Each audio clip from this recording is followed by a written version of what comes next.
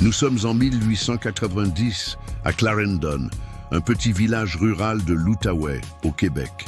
Alan Dagg, agriculteur robuste et croyant discret, vit avec sa femme, ses 2 jeunes enfants et leur toute nouvelle domestique.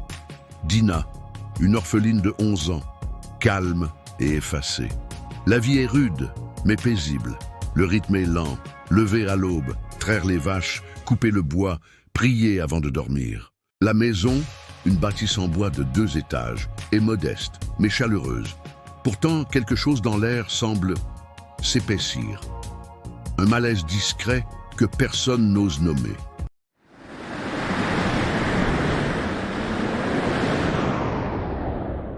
Les premiers jours, ce ne sont que des détails. Une fenêtre ouverte alors qu'elle était fermée à clé. Des pas entendus à l'étage alors que tout le monde est en bas. Le chien qui grogne sans raison, les yeux fixés sur un coin vide du salon. Puis viennent les coups, dans les murs. Derrière les armoires, toujours en série de 3, toujours la nuit. Alan Dagg vérifie la structure, fouille le grenier. Il ne trouve rien. Un matin, il retrouve la Bible de la famille ouverte, posée bien droite sur une chaise, à la page de l'Apocalypse.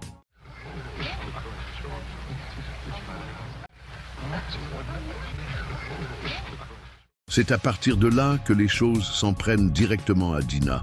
Elle est tirée du lit par les jambes, giflée dans son sommeil. Une nuit, elle hurle.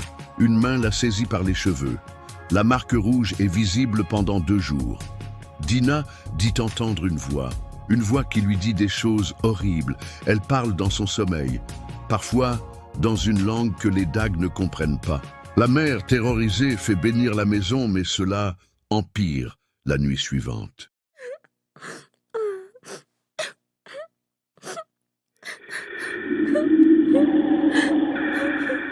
Les Dagg font appel à un pasteur, puis un autre, puis à un prêtre catholique. Rien n'y fait. Un médium se déplace depuis Ottawa. Il affirme que la maison est un portail.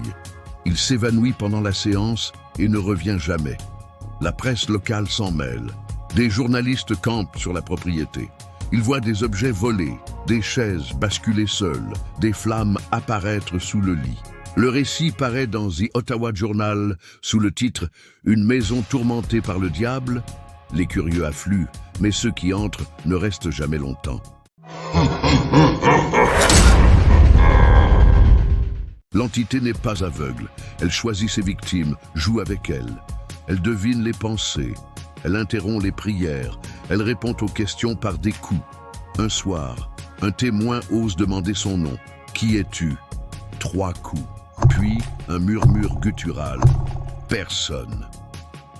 Une nuit, Alan rêve d'un homme vêtu de noir, aux orbites vides, qui lui dit « Elle ne m'appartient pas encore ». Tous commencent à perdre l'appétit, à voir des ombres au pied de leur lit.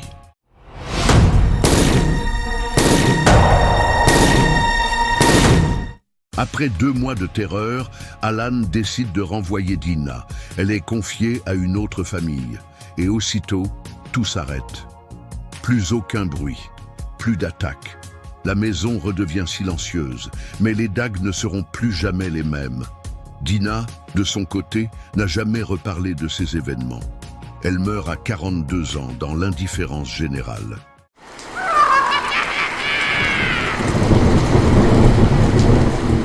Les experts modernes s'accordent sur un point. C'est un cas de poltergeist classique, avec une intensité anormale. L'âge de Dina, sa condition émotionnelle, son isolement, auraient pu créer un déclencheur psychique. Mais l'intelligence de l'entité dépasse les simples débordements d'énergie. Certains chercheurs canadiens croient que la ferme Dagg aurait été construite sur un ancien lieu cérémoniel autochtone. Mais aucune preuve n'a été retrouvée. L'affaire Dagg reste non résolue et surtout oubliée. Presque comme si quelqu'un voulait qu'on n'en parle plus.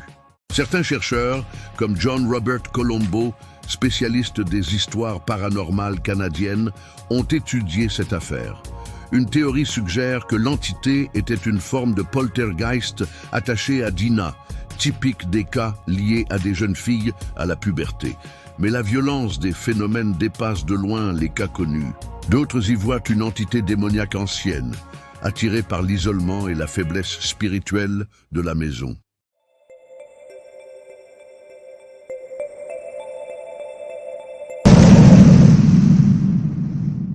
Et vous, que feriez-vous si votre maison devenait un terrain de jeu pour une entité invisible? Jusqu'où iriez-vous pour protéger votre famille? Auriez-vous renvoyé l'enfant ou combattu le mal? Cette histoire est authentique, mais elle est loin d'être unique. Si tu as aimé, mets un j'aime, abonnez-vous et surtout, n'éteignez pas la lumière tout de suite.